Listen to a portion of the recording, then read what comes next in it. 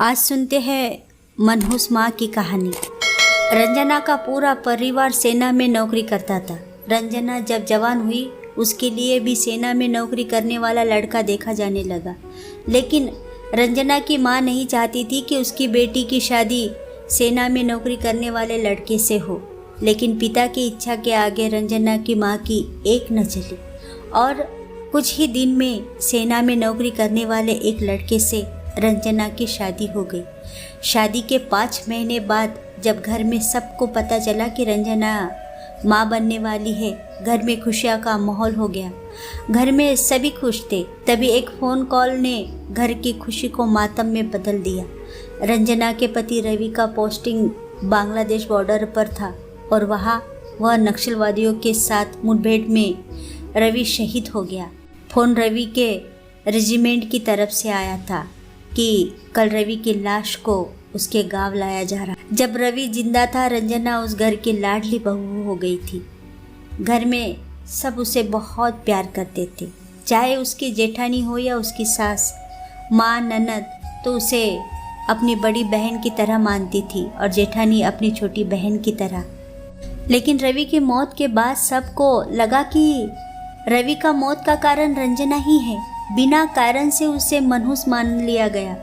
रवि की 13वीं के बाद रंजना के मायके वाले रंजना को अपने साथ ले जाने चाहते थे, लेकिन रंजना ने साथ जाने से मना कर दिया। वह अपने रवि की निशानी को अपने ससुराल में ही जन्म देना चाहती थी।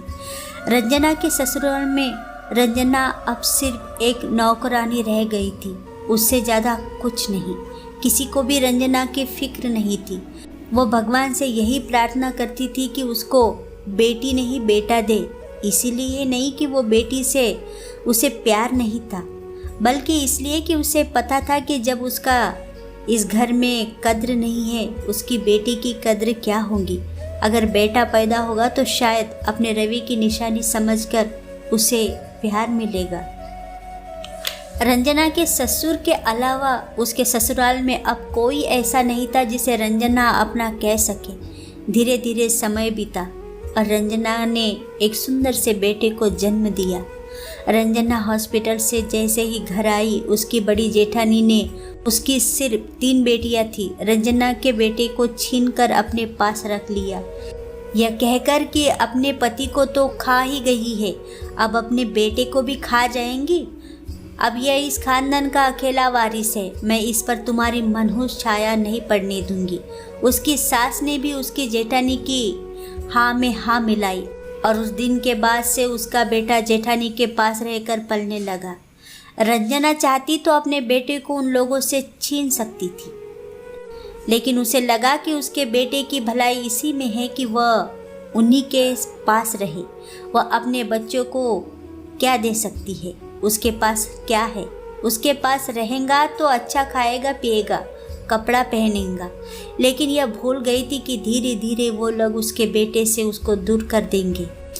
एक दिन रंजना की सास कही रही थी कि चलो अच्छा हुआ जो बेटा हुआ।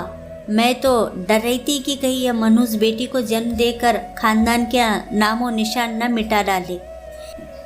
रंजना की जेठानी उसके बेटे को उसके पास फटकने तक नहीं देती थी। कई बार वह अपनी जेठानी से कहती थी, दीदी मेरे छाती से दूध टपक रहा है, पी लेने दीजिए मेरे बेटे को। लेकिन वो लोग तब भी नहीं मानते थे। उसके बेटे को गाय का दूध पिलाते थे, लेकिन रंजना का दूध नहीं पीने देते थे। यह सोचकर रंजना को बहुत दुख होता था कि अपना वजूद बेकार लगता है कि मैं अपने बच्चों को अपना दूध नहीं पिला सकती। कभी कभी रंजना सोच के अथाह सागर में डूब जाती। हाँ, मैं सच में मनहूस हूँ। तभी तो संतान कोख में आते ही पति शहीद हो गए। बेटा हुआ तो वो भी अपना नहीं रहा। ऐसे में वह मन के दर्द से कराह उठती थी। समय अपने पंख लगाकर उड़ता रहा। उसका बेटा नीतीश उसकी जेठानी और सास के गोद में पलता रहा। उसका बेटा नीतीश पास रहते हुए भी दूर हो गया था। उसका मन करता अपने बेटे से जी भर कर बातें करती, लेकिन ऐसा संभव नहीं था। वह माँ होकर भी दरवाजे की ओर से चुपचाप अपलक बेटे का मुखड़ा निहारती रहती। छोटे छोटे सपनों के टूटने की चुभन मन को पीड़े से तार तार कर देती। एक विवशता का एहसास रंजना के वजूद को हिला कर रख देता। बेटी की चाह में उसकी जेठानी को 3 बेटियां हो गई थी, इसलिए उसकी जेठानी उसके बेटे को अपना बेटा बनाकर पाल रही थी। अब नीतीश ही सबकी आशाओं का केंद्र था। रंजना के जेठ जी सरकारी नौकरी करते थे, इसलिए उसके बेटे नीतीश को प्राइवेट स्कूल में पढ़ा रहे थे। उन्होंने भी नीतीश को अपना बेटा ही मान लिया था। रंजना के ससुर वाले ने उसके बेटे नीतीश को मन में रंजना के प्रति इतना जहर घोल दिया था कि अब वह धीरे धीरे बड़ा हो रहा था, लेकिन अपने माँ से धीरे धीरे दूर होते जा रहा था। वो भूल गया था कि रंजना उसकी जन्म देने वाली माँ है। वह अपनी माँ को अपने पिता की हत्यारिन समझता था। नीतीश जब बड़ा हुआ तो उसको एक सरकारी बैंक में नौकरी लग गई।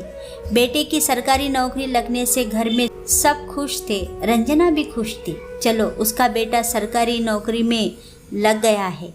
अपने बेटे को दूर से निहार कर खूब आशीर्वाद दे रही थी कि वो जीवन में खूब तरक्की करे। और नौकरी की खबर सुनने के बाद नीतीश ने सबके पैर छूकर प्रणाम किया, लेकिन वह अपनी माँ के पास आया तक नहीं। रंजना को यह बात बुरा तो ज़रूर लगा, लेकिन वो क्या कर सकती थी।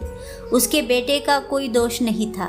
उसकी जेठानी ने उसे मन में इतना जहर घोल दिया था, यह जहर निकालना इतना आसान नहीं था। नौकरी ज्वाइन करने से पहले नीतीश जब घर से जाने लगा तो न जाने उसके मन में क्या ख्याल आया कि वह अपनी माँ के पास आया और माँ का पैर छूकर आशीर्वाद लिया।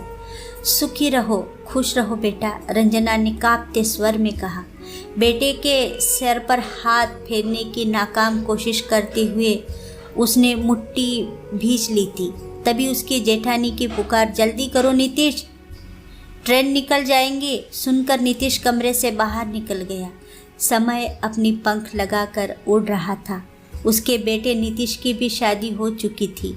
उसकी पत्नी शांत एक सुलझे विचार वाली लड़की थी। ससुराल आने के 2-3 दिन में ही उसे महसूस हो गया कि उसकी विधवा सास अपने ही घर में अपेक्षित जीवन जी रही है।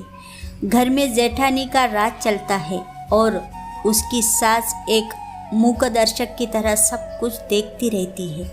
उसे लगा कि उसका पति भी अपने माँ के साथ सहज व्यवहार नहीं करता। माँ बेटे के बीच एक दूरी है जो नहीं होनी चाहिए। एक शाम वह चाय लेकर सास के कमरे में गई तो देखा वो बिस्तर पर बैठी जाने किन ख्यालों में गुम थी।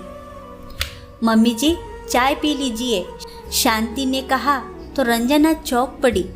आओ बहू, यहाँ बैठो मेरे पास। बहू को स्नेह से अपने पास बिठाकर रंजना ने पलंग के नीचे रखा संदूक खोला। लाल मखमल के डब्बे में से एक जड़ाऊ हार निकालकर बहू के हाथ में देते हुए बोली, यह हार मेरे पिता ने मुझे दिया था, मुंह दिखाई के दिन नहीं दे पाई, आज रख लो बेटी।